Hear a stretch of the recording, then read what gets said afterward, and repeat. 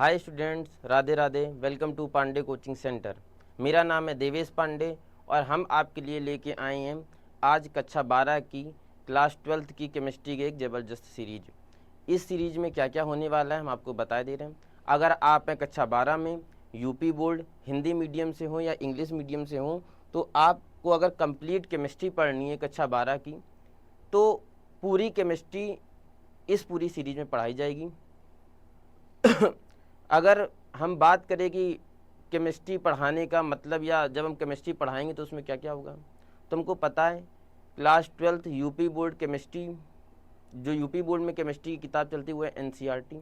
तो जब हम आपको केमिस्ट्री पढ़ा रहे होंगे तो जाहिर सी बात है, पूरा केमिस्ट्री पढ़ाने का मेरा मतलब है जो कक्षा 12 में एनसीईआरटी किताब चल रही है वो लगभग पूरी कवर करवाई जाएगी, और साथ ही उसके सारे क्वेश्चंस और यूपी बोर्ड में लास्ट 10 ईयर्स आने वाले प्रीवियस ईयर क्वेश्चंस भी हम कवर करवाएंगे।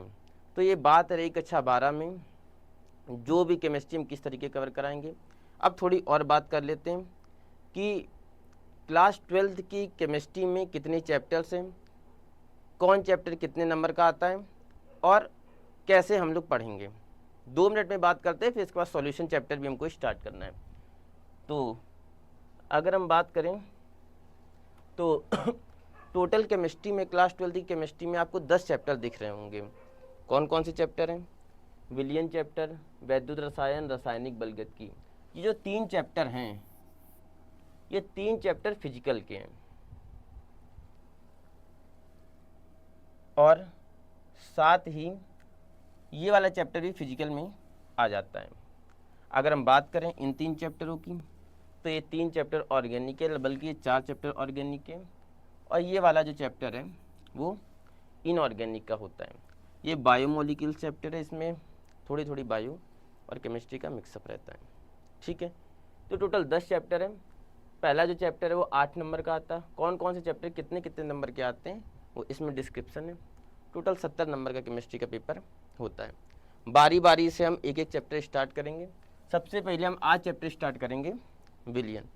तो देखते हैं विलियन। अगर विलियन देखोगे तो हमारे यूपी बोर्ड में विलियन चैप्टर से टोटल 8 नंबर के क्वेश्चन आते हैं।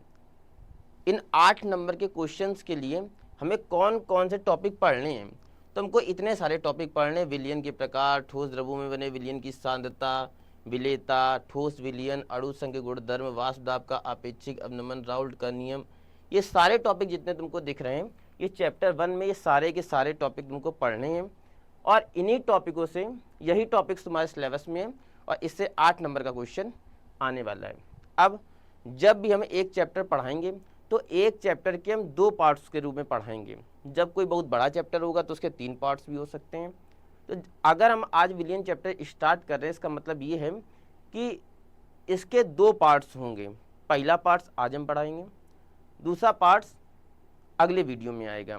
ठीक है, हमारी कोशिश ये रहेगी कि अगले 4 से 5 महीने में तुम लोग को लगभग पूरा सिलेबस खत्म करवा दे। पूरा सिलेबस खत्म करवाने का मतलब है पूरे 10 चैप्टर, एनसीईआरटी की बुक में जितने टॉपिक दिए वो सारे टॉपिक, पूरा चैप्टर, और साथ ही पिछले 10 साल के प्रीवियस ईयर क्वेश्चन। और अगर तुमने इतना पढ़ लिया तो लगभग केमिस्ट्री में पूरे पूरे नंबर आने की पूरी प्रोबेबिलिटी, और इसी से पेपर आता भी रहा है। तो फर्स्ट चैप्टर में ये टॉपिक पढ़ने हैं।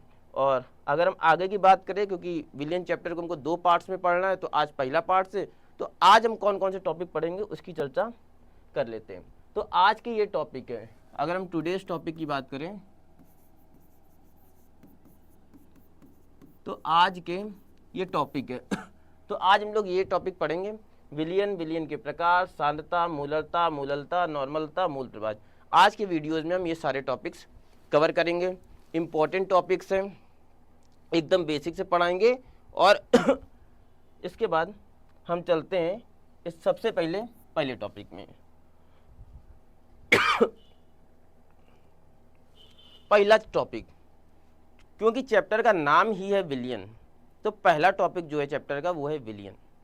विलियन क्या होता है इसको हम देखते हैं। तो अगर हम बात करें विलियन की, तो विलियन हम तुमको कुछ समझाते हैं। जैसे मान लो एक हम नया पेज ऐड कर लेते हैं, उसमें समझा दे रहे हैं। तो पहले हम तुमको समझाए दे रहे हैं विलियन।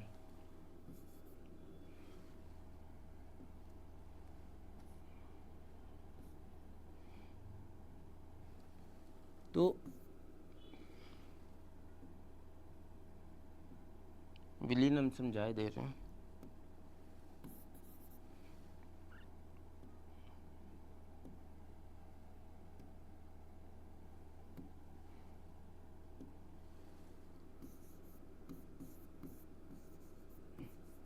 विलियन, चैप्टर का नाम है विलियन, तो विलियन को समझाते हैं। विलियन क्या होता है, एकदम सीधे शब्दों में समझो। जब भी हम किन्हीं दो चीज़ों को मिलाते हैं, दो चीज़ों को मिलाते हैं, तो हमारे पास दो तरीके की पदार्थ, दो तरीके के सॉल्यूशन तैयार होते हैं। एक, अगर हम दो पदार्थों को मिलाएं, जैसे पानी और हमने बालू को मिलाया, तो पानी बालू में नहीं घुलेगी। दूसरा, अगर हम चीनी और पानी को मिलाएं, तो चीनी पानी में घुल जाएगी। तो अगर जब भी हम दो चीज़ों को मिलाते हैं, तो एक मिश्रण ऐसा तैयार होता है जो विषमांगी होता है, जैसे पानी और बालू का।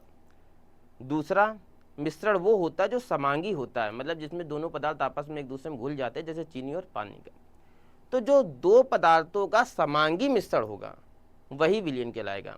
मतलब यदि हम दो पदार्थों को मिलाएं और वो दोनों पदार्थ आपस में एक दूसरे में घुल जाएं, तो वही मिश्रण समांगी मिश्रण ही विलयन कहलाएगा। विषमांगी मिश्रण को विलयन नहीं बोलते। तो विलयन की हमने डेफिनेशन क्या बताई, हमने कहा कि दो या दो से अधिक पदार्थों का समांगी मिश्रण ही विलयन कहलाता है। ये हमने डेफिनेशन बताई। क्या डेफिनेशन बताई कि दो या दो से अधिक पदार्थों का जो समांगी मिश्रण है वो क्या कहलाएगा, विलयन। दो पदार्थों को मिलाएं, उनका मिश्रण कैसा होना चाहिए, समांगी।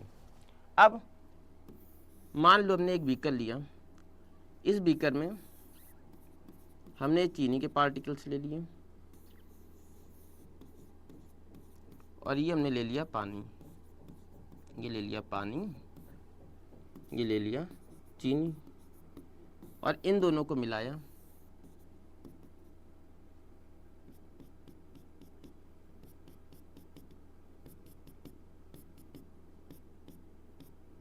मिलाया, ठीक है।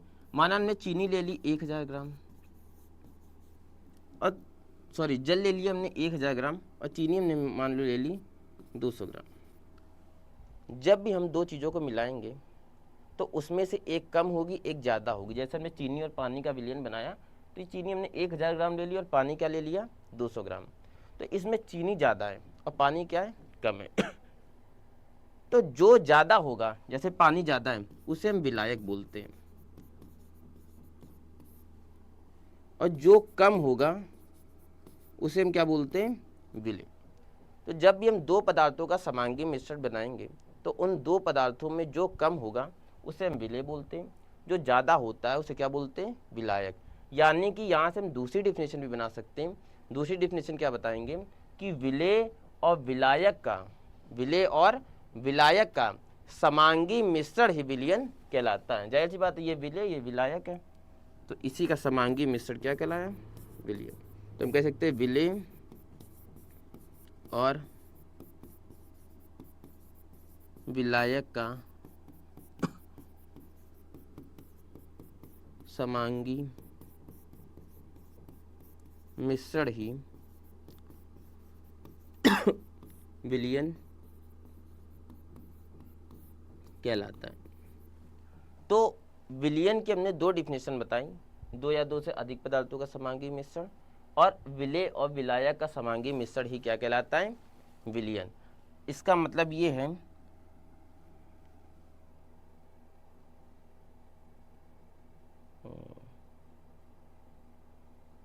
अगर हम अपने पेज में चलें, इस वाले पेज में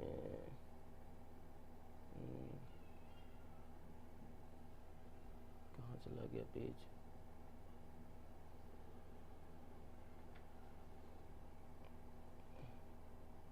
ये वाला पेज है। हाँ, अगर अपने पहले पेज में चलें विलियन की डेफिनेशन में, तो हम देखेंगे तो कैसे इधर से करेंगे, यहाँ से। अच्छा, तो अगर हम पहले पेज में चले विलियन समझाने के बाद, तुमको पता है कि विलियन की हमने क्या डेफिनेशन बताई, 2 डेफिनेशन बताई। कौन कौन सी डेफिनेशन बताई? हमने कहा विलेय तथा विलायक का, सॉरी इसको बिगाड़ देते हैं हम यहाँ से, इसको अभी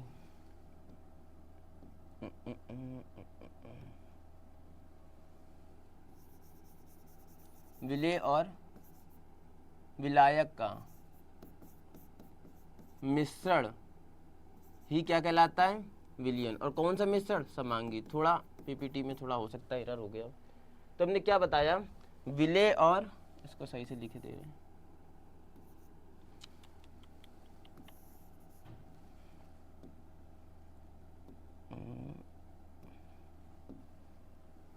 तो हमने क्या बताई थी पहली डेफिनेशन की? विलेय और विलायक का समांगी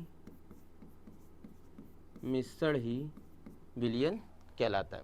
तो पहली डेफिनेशन आपके सामने थी, विलेय तथा विलायक का समांगी मिश्रण विलियन कहलाता है। दूसरी डेफिनेशन क्या बताई थी? कि 2 या 2 से अधिक समांगी व पारदर्शी मिश्रण को विलियन कहते हैं। ये भी हमने डेफिनेशन की व्याख्या करी। आगे चलते विलेय में हमने क्या बताया था? विलियन के कितने घटक होते हैं?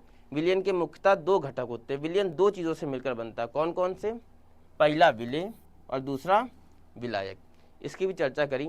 विलियन की 2 डेफिनेशन जो हमने बताई वो ये लिखी है।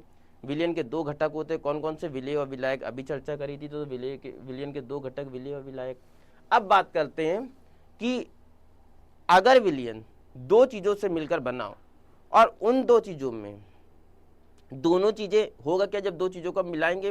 तो हो सकता है एक ठोस हो एक द्रव हो सकता है दोनों द्रव हो। केवल इसी की चर्चा करेंगे, तो हमारे कोर्स में यही है। तो अगर हम 2 चीज़ों को मिला रहे हैं, उसमें से एक ठोस है और एक द्रव है, तो जनरली केस यही होगा 99.99% केस में कि यदि विलियन में एक ठोस है और दूसरा द्रव है, तो जो द्रव होगा वो हमेशा विलायक होगा और ठोस क्या होगा? विलेय। इस चीज़ को हमेशा ध्यान रखना। क्या हमने बोला कि यदि हम 2 चीज़ों को मिला रहे हैं और 2 चीज़ों में एक चीज़ ठोस है और दूसरी चीज़ द्रव है, तो जो ठोस होगा वो हमेशा विलेय होगा और जो द्रव होगा वो हमेशा क्या होगा? विलायक। अच्छा, अगर हम 2 चीज़ों को मिला रहे हैं, दोनों चीज़ें द्रव हैं, दोनों चीज़ें क्या है? द्रव है, तो अब क्या कंडीशन होगी? उन दोनों द्रवों में जो द्रव ज़्यादा होगा उसे हम कहेंगे विलायक, और जो द्रव कम होगा उसे क्या कहेंगे? विलेय। अभी हमने इसकी चर्चा करी थी। तो जो अधिक मात्रा में है और जो कम मात्रा में, विलायक जो होगा, हमने बताया जो अधिक मात्रा में वह विलायक और जो कम मात्रा में वो क्या होगा? विलेय होगा। इस बात को तुमको समझ में आई, इस बात की चर्चा? ठीक है। तो हमने विलियन की पूरी बात करी और विलियन के दोनों डेफिनेशन, विलियन के 2 घटक विलेय और विलायक। विलेय क्या होता है? विलायक क्या होता है? जब ठोस और द्रव मिलाया जाए तो ठोस विलेय होता है और द्रव विलायक होता है, और जब द्रव द्रव मिलाया जाए तो जो कम होगा वो विलेय और जो ज़्यादा होगा वो क्या होगा? विलायक होगा। अब हमने बात विलियन की कर ली है, तो अब हम बात विलियन के प्रकारों की भी कर लेते हैं। तो विलियन जो होता है वो, वैसे तो जो विलियन होता है वो 4 प्रकार का होता है। 4 प्रकारों के विलियन की बात करेंगे। कौन कौन से विलियन? तनु विलियन, दूसरा सांद्र विलियन, तीसरा संतृप्त विलियन और चौथा असंतृप्त विलियन। विलियन हमने पढ़ा, अब विलियन के चारों प्रकारों को हम लोग पढ़ लेते हैं। विलियन 4 प्रकार का होता है: तनु विलियन, सांद्र विलियन, संतृप्त विलियन और असंतृप्त विलियन। तनु विलियन की बात करें, अगर हम तुमको सीधा सीधा शब्दों में समझाना चाहे तनु विलियन क्या होता है, तो एक शब्द में ये समझ लो जो जितना गाढ़ा विलयन होगा वो उतना ज़्यादा सांद्र विलयन होगा, जो जितना कम गाढ़ा होगा वो उतना तनु विलयन होगा। एग्जाम्पल के तौर पे शहद और पानी, शहद ज़्यादा गाढ़ा विलयन है, ज़्यादा सांद्र विलयन, पानी बहुत लाइट विलयन है, कम गाढ़ा विलयन है, तनु विलयन। तो जो जितना गाढ़ा विलयन होगा वो उतना तनु विलयन, जो जितना कम गाढ़ा होगा वो उतना जो जितना कम गाढ़ा होगा वो तनु विलयन, जो जितना गाढ़ा होगा वो सांद्र विलयन। अच्छा, अब एक एग्जाम्पल लेते हैं तनु विलयन की डेफिनेशन समझने के लिए। फॉर एग्जाम्पल हमने यहाँ पर पानी ले लिया, ठीक है, ये पानी ले लिया 1000 ग्राम, दूसरा भी बीकर हमने ले लिया,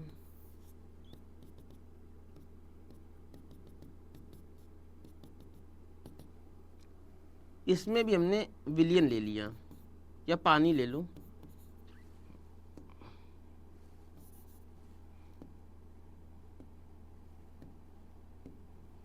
पानी ले लिया,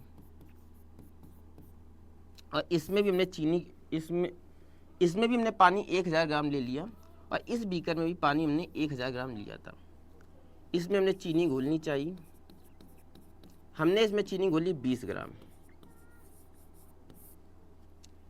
इस वाले बीकर में हमने चीनी घोली 600 ग्राम।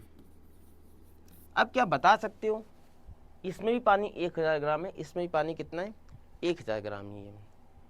इस वाले पानी में हमने चीनी घोली 20 ग्राम, इस वाले पानी में हमने चीनी घोली 600 ग्राम, ठीक है। अब कोई क्या बता सकता है कि कौन सा विलयन ज़्यादा गाढ़ा होगा? तो जाहिर सी बात है, इसमें चीनी कम घोली गई है 20 ग्राम, ये कम गाढ़ा होगा। इसमें चीनी ज़्यादा घोली गई है तो पानी क्या होगा, ज़्यादा गाढ़ा होगा, यानी कि ये पानी क्या होगा, ज़्यादा सांद्र होगा। और ये पानी क्या होगा, क्योंकि चीनी कम घोली गई, कम गाढ़ा, यानी कि कम सांद्र होगा। कम सांद्र का मतलब होगा तनु विलयन। तो क्या तुमको बात समझ में आ रही है कि तनु और सांद्र किस पे डिपेंड कर रहा है? देखो, इसमें भी विलयन सेम है, इसमें भी विलयन कितना है, सेम ही है, पर इसमें विलय की मात्रा कम है और इसमें विलय की मात्रा क्या है, ज़्यादा है। तो जिस विलयन में विलय की मात्रा कम होती है वो तनु विलयन होता है, और जिस विलयन में विलय की मात्रा ज़्यादा होती है वो क्या होता है, सांद्र विलयन। तो तनु विलयन की डेफिनेशन हम क्या कह सकते हैं, किसी विलयन में अगर विलय की मात्रा कम उपस्थित हो तो तनु विलयन कहलाएगा, और यदि किसी विलयन में विलय की मात्रा ज़्यादा उपस्थित है तो यानी कि गाढ़ा विलयन, और वो क्या कहलाएगा, सांद्र विलयन। ये तो हमने तनु विलयन और सांद्र विलयन की बात कर ली। अब बात करते हैं संतृप्त विलयन और असंतृप्त विलयन की बात कर लेते हैं।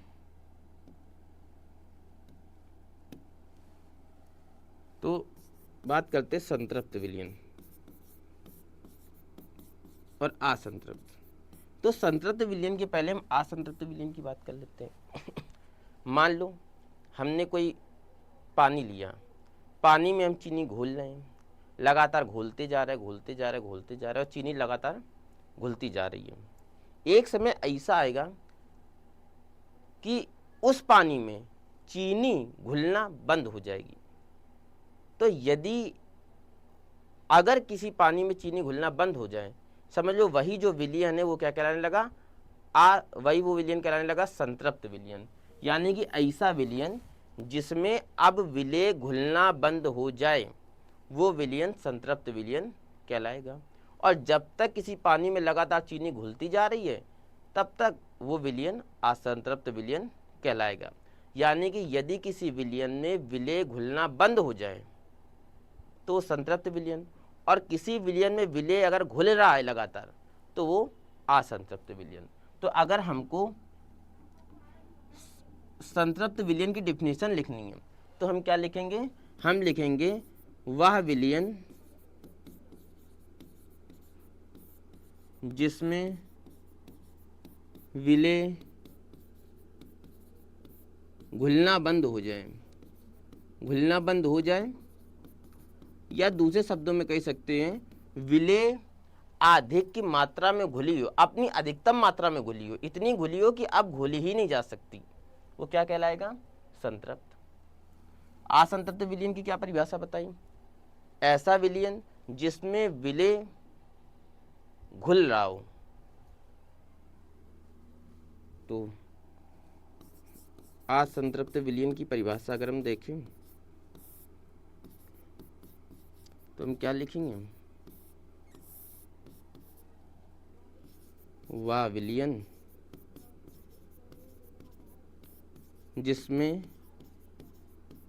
विलेय अधिक मात्रा में घोली जाए, अधिक मात्रा में घुल जाए,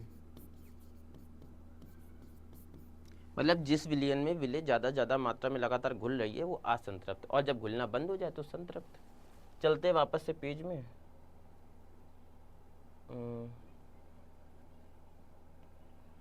अगर हम अपने पेज की बात करें, कहाँ गया पेज मेरा? ये पेज है, हाँ। चीज कहाँ गायब हो गया?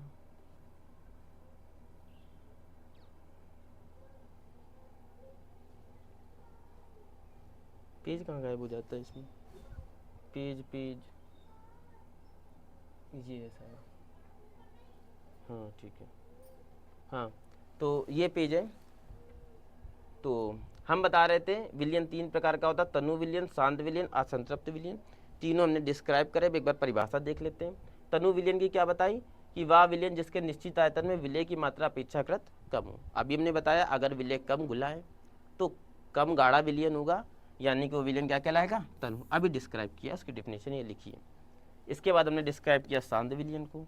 हमने क्या बताया? वह विलयन जिसके निश्चित आयतन में विलेय की मात्रा ज़्यादा घुल जाए। अभी बताया अगर विलेय ज़्यादा घुला होगा, पानी में चीनी ज़्यादा घुली होगी तो ज़्यादा गाढ़ा विलयन यानी कि ज़्यादा सांद्र विलयन है। तो विलेय की मात्रा अगर अपेक्षाकृत क्या है? अधिक है, तो क्या कहलाएगा? सांद्र विलयन। इसके बाद हमने बताया असंतृप्त विलयन, वह विलयन जिसमें विलेय ज़्यादा घोली जा सकती है। तो विलयन की वो अवस्था है जिसमें विलेय अधिक में घोली जा सकती है, क्या कहलाएगा? असंतृप्त। अधिक में घुला जा सकता है, और अगर घुलना बंद हो जाएगा तो क्या कहलाने लगेगा? संतृप्त। तो ये हमारा रहा विलयन और विलयन के प्रकार। अब अगर हमने विलयन और विलयन के प्रकार पढ़ रखे हैं तो अब इसके बाद अब अगले टॉपिक में चलते। तो हमने विलयन की 2 डिफिनीशन, उसके 2 घटक और विलयन के प्रकारों के बारे में चर्चा करी। अब विलयन का टॉपिक, जो विलयन पहला टॉपिक था वो खत्म हो गया और अगले टॉपिक में चलते सांद्रता, कंसंट्रेशन। सांद्रता को अगर हमें समझाना हो तो अभी हमने तुमको समझाया तनु विलयन क्या होता है, शांत विलयन क्या होता है। अगर तुमने शांत विलयन समझ लिया होगा तो सांद्रता भी तुम लोग समझ लोगे। अगर हम सांद्रता समझना चाहें तो चलो समझ लेते हैं एक बार।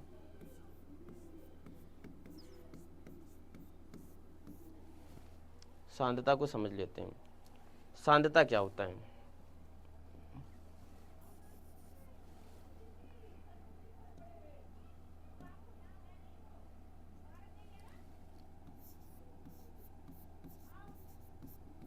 सांद्रता यानी कि कंसंट्रेशन। तो अभी हमने बताया यदि किसी विलयन में विलेय की मात्रा ज़्यादा घुली हुई है, यदि किसी विलयन में विलेय की मात्रा क्या घुली हुई है? ज़्यादा घुली हुई है। अभी जैसे उदाहरण ले लेते हैं, मान लो ये भी 1000 ग्राम विलयन है, भाई एक बार उदाहरण फिर से समझा दे रहे हैं। दूसरा बीकर ले लेते हैं, ये भी 1000 ग्राम है, ठीक है। इसमें हम विलेय घोले दे रहे हैं 20 ग्राम, इसमें हम विलेय घोले दे रहे हैं 600 ग्राम। तो किसी विलयन में, इसी विलयन में, इस 1000 ग्राम विलयन में यहाँ पर विलेय 20 ग्राम घोला गया है, इस 1000 ग्राम विलयन में विलेय 600 ग्राम घोला गया है। तो जाहिर सी बात है अगर किसी विलयन में विलेय 600 ग्राम घोला गया है तो ज़्यादा गाढ़ा होगा, यानी कि इसकी सांद्रता क्या होगी? ज़्यादा होगी। और अगर किसी विलयन में विलेय कम घोला गया तो इसकी सांद्रता कम होगी। तो हम कहेंगे सांद्रता सीधे सीधे किस पे डिपेंड करें, सांद्रता सीधे सीधे विलियन पे नहीं डिपेंड करे, क्योंकि विलियन तो यहाँ पर भी 1000 है, यहाँ पर भी 1000 ग्राम है। विले पे डिपेंड करे, विले बढ़ा तो सांद्रता बढ़ गई, विले कम था तो सांद्रता कम थी। तो हम कह सकते हैं कि विले पे डिपेंड करी तो किसी विलियन में उपस्थित विलेय पदार्थ की मात्रा ही सांद्रता कहलाती है। जिस विलियन में जितना ज़्यादा विलेय उपस्थित होगा वो उतना ही सांद्र होगा। तो हम कहेंगे सांद्रता की डेफिनेशन कि किसी विलियन में उपस्थित विलेय पदार्थ की मात्रा ही सांद्रता कहलाती है। इतना हमने सांद्रता को डिफाइन कर दिया, आई थिंक आ गया होगा इसमें, है ना। पहले भी डिफाइन कर चुके हैं, एक बार फिर से हमने इसकी इस सांद्रता की डेफिनेशन ही सीधे सीधे बोल देंगे कि किसी विलियन में विलेय पदार्थ की मात्रा ही क्या कहलाएगी, सांद्रता। ठीक है, अब हम चलते हैं अपने पुराने पेज में, और अगर हम पुराने पेज की बात करें तो सांद्रता, तो अगला टॉपिक था सांद्रता। हमने क्या बताया, विलियन में विलेय की मात्रा ही विलियन की सांद्रता कहलाती। अभी हमने इसी लाइन को अच्छे से डिस्क्राइब किया है, आई थिंक आ गया होगा। अब बात करते हैं प्रतिशत सांद्रता की। ठीक है, तो सांद्रता को बहुत प्रकार से डिस्क्राइब किया जा सकता है ना। तो सांद्रता को कई प्रकार से डिस्क्राइब करते हैं, प्रतिशत सांद्रता, द्रव्यमान प्रतिशत, आयतन प्रतिशत। क्योंकि इसका न्यूमेरिकल भी हमको पढ़ना है तो सारे फार्मूले एक बार हम देख लेते हैं फटाफट। तो प्रतिशत सांद्रता, एक बात ध्यान रखना, मैथमेटिक्स जिन्होंने पढ़ रखा उनको पता है, किसी भी चीज़ का अगर हमको प्रतिशत निकालना है, जिस भी चीज़ का हमको प्रतिशत निकाला रहता उसको हम ऊपर रखते हैं, टोटल नीचे रखते हैं, इंटू 100। फॉर एग्जाम्पल, जैसे यहाँ हमको प्रतिशत सांद्रता निकालनी है, मान लो हमको प्रतिशत सांद्रता निकालनी, तो सांद्रता क्या था, सांद्रता था कि विलियन में उपस्थित विलेय की मात्रा, यानी कि कम क्या था, विलेय, उसको ऊपर रखेंगे, विलेय की सांद्रता को कहाँ रखेंगे, ऊपर, टोटल नीचे। टोटल क्या होगा, विलियन, जो ज़्यादा होगा वही टोटल होगा। विलियन की सांद्रता को कहाँ रखेंगे, नीचे, और इंटू 100। सांद्रता की हमने डेफिनेशन क्या पढ़ी थी, सांद्रता की डेफिनेशन पढ़ी थी किसी विलियन में उपस्थित विलेय पदार्थ की मात्रा ही उसकी सांद्रता कहलाती है। अगर हमको सांद्रता प्रतिशत निकालना होगा तो विलेय की सांद्रता ऊपर रखेंगे, विलियन की सांद्रता नीचे रखेंगे, और इंटू 100।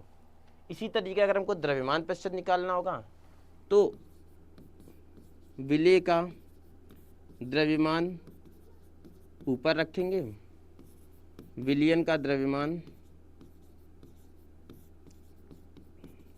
नीचे रखेंगे, इंटू 100। अगर हमको आयतन प्रतिशत निकालना होगा, सब में सेम चीज़ करनी है।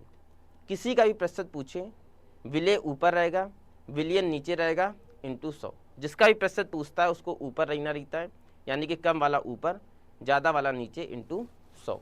तो मान लो आयतन प्रतिशत पूछे, जिसका भी आयतन प्रतिशत पूछे, हमने माना विलेय का आयतन प्रतिशत पूछा है, तो अगर विलेय का आयतन प्रतिशत पूछेगा तो विलेय का आयतन ऊपर,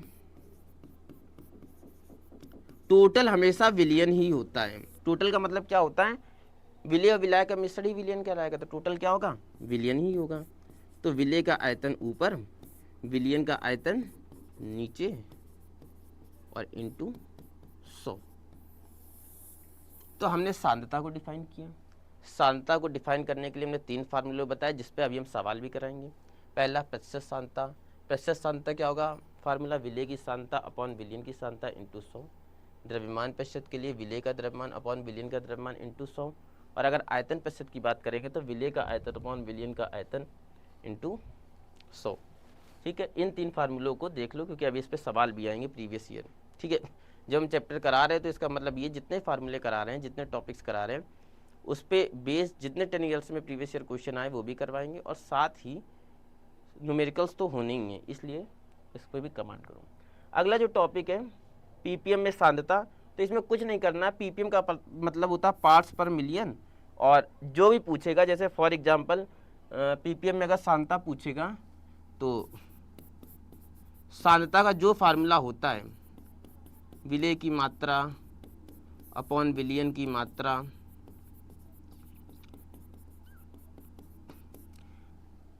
अभी तक का प्रतिशत सांद्रता की बात हो रही थी, तो विलेय अपॉन विलयन की सांद्रता इंटू 100, क्योंकि प्रतिशत हमने बताया जब भी किसी भी चीज़ का प्रतिशत निकालते हैं तो जिसका प्रतिशत पूछ रहा हो उसको ऊपर, टोटल को नीचे, इंटू 100। पर यहाँ प्रतिशत नहीं पूछ रहे, यहाँ सांद्रता किसमें पूछ रहा है, पीपीएम में, पार्ट्स पर मिलियन में पूछ रहा है, तो पार्ट्स पर मिलियन में होगा तो फिर यहाँ 100 का गुणा नहीं करेंगे, प्रतिशत में 100 का गुणा करते हो, जब पार्ट्स पर मिलियन की बात होगी तो 10⁻6 का गुणा करेंगे। अगर बिलियन की बात होगी तो ध्यान रखना 10⁻9 का गुणा करेंगे। मैं बता नहीं रहे, तुमको ओरली बता दिया।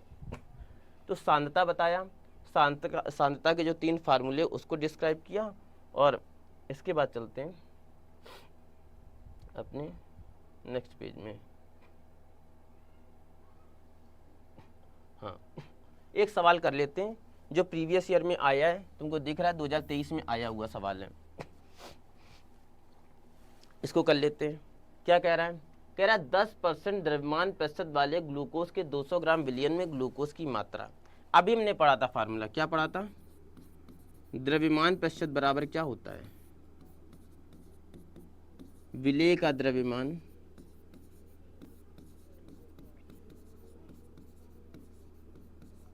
अपॉन विलयन का द्रव्यमान